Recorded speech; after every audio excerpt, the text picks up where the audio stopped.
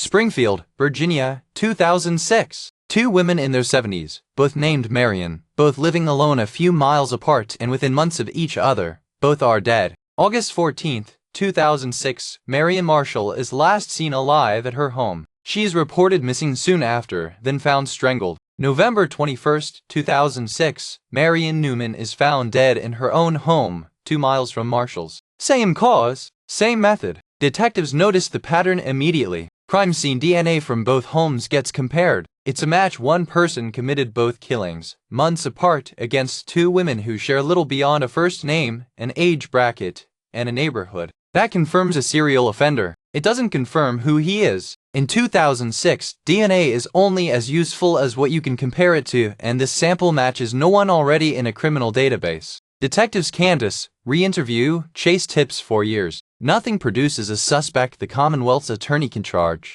2 homicides, 1 confirmed shared perpetrator, 0 named suspects. That's where the Marion murders sit for over a decade. Marion Marshall and Marion Newman weren't connected to each other before their deaths. They lived independently, 2 miles apart, sharing little beyond a name and an age. Investigators still don't know if that's coincidence or the reason they were targeted. Their families spend years without an arrest, without a suspect's name, watching a shared killer go unidentified while living, as far as anyone knows, freely. By the late 2010s, the case is cold in the technical sense, active, unsolved, and running out of traditional leads to chase. In 2019, Fairfax County turns to a newer forensic tool, DNA phenotyping. Instead of matching a sample to a name already on file, it predicts physical traits directly from the DNA itself. Parabon NanoLabs analyzes the crime scene sample for markers tied to ancestry, skin tone, eye color, and facial structure, then builds a composite image of what the suspect likely looks like.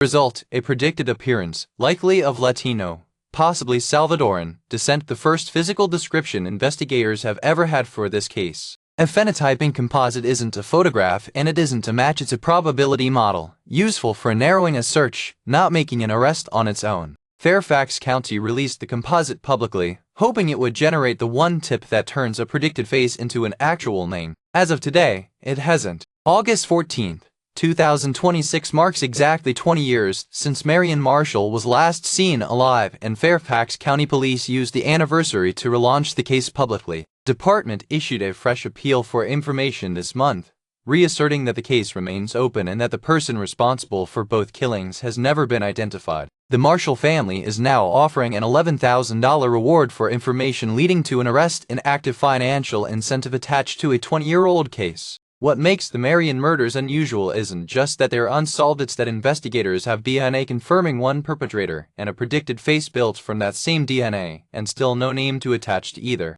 20 years after 2 women named Marion were killed 2 miles and 3 months apart, the person responsible for both deaths has a genetic profile on file and a predicted face released to the public and is still, as far as anyone officially knows, out there.